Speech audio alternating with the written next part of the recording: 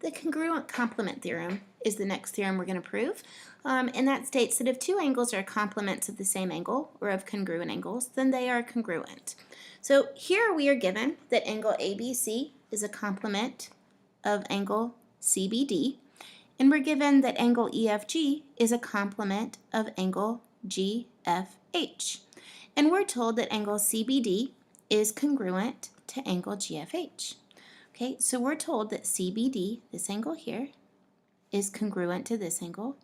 We're also told that these angles are complements of each other. So if they're complementary angles, then we know that together their sum is 90 degrees.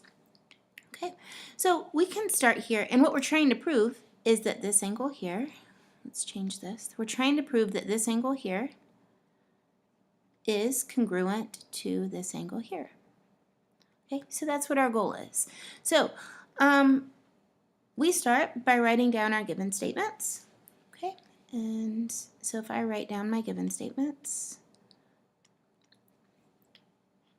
I'm told that step 1, I'm given that angle ABC is a complement. So angle ABC is a complement of angle CBD, and this is given. And I'm also given that angle EFG is a complement of angle GFH, and that's given. And my third piece of given information is that angle CBD is congruent to angle GFH. And that again is given. Okay, so I have all these given informations, and I got them directly from my given statements. Okay, and now I'm trying to prove that angle ABC is congruent to angle EFG. Okay, so I need to use a few definitions. Now, our first definition can come from that word complement. Okay, so that word complement means that the sum of these two angles is 90 degrees. So I can write that the measure of angle ABC plus the measure of angle CBD equals 90 degrees. And I know this is true by the definition of complementary angles.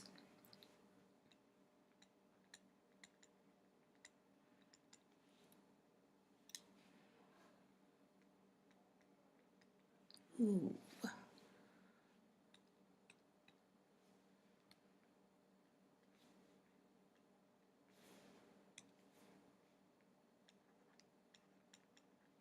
Okay.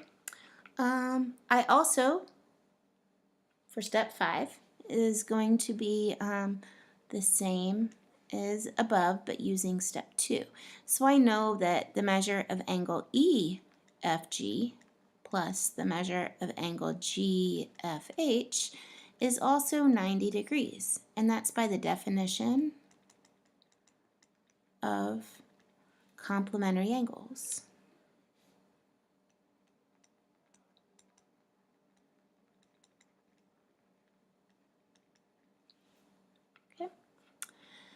And then my third piece of given information says that the angle CBD is congruent to the angle GFH. So I can say by definition of congruency that I know the measure of angle CBD must equal the measure of angle GFH. And that's by definition of congruence.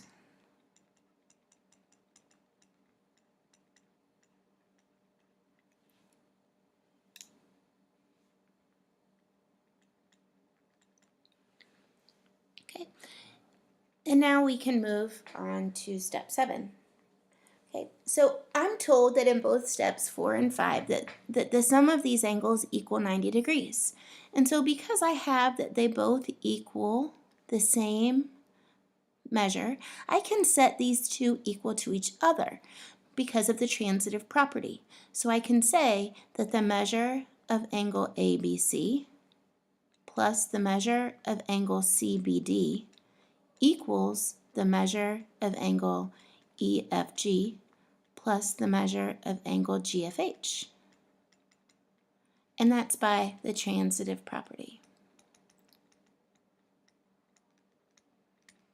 Okay, and now hopefully you can see that from step 6, I can say that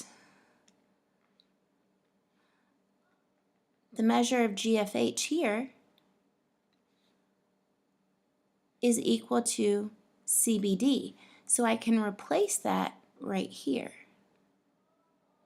Okay, so I'm going to replace the GFH with angle CBD.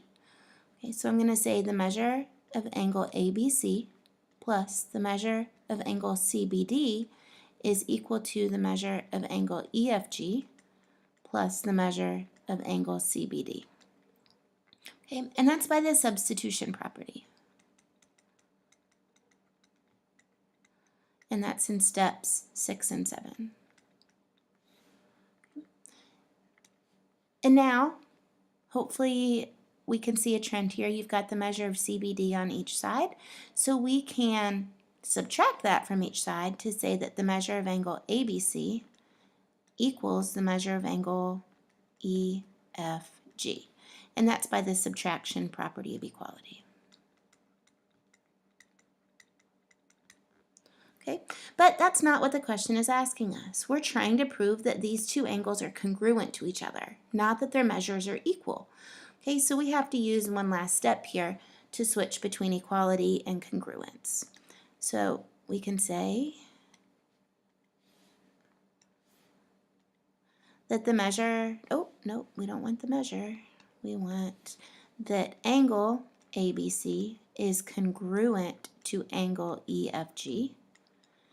And that's by definition of congruence.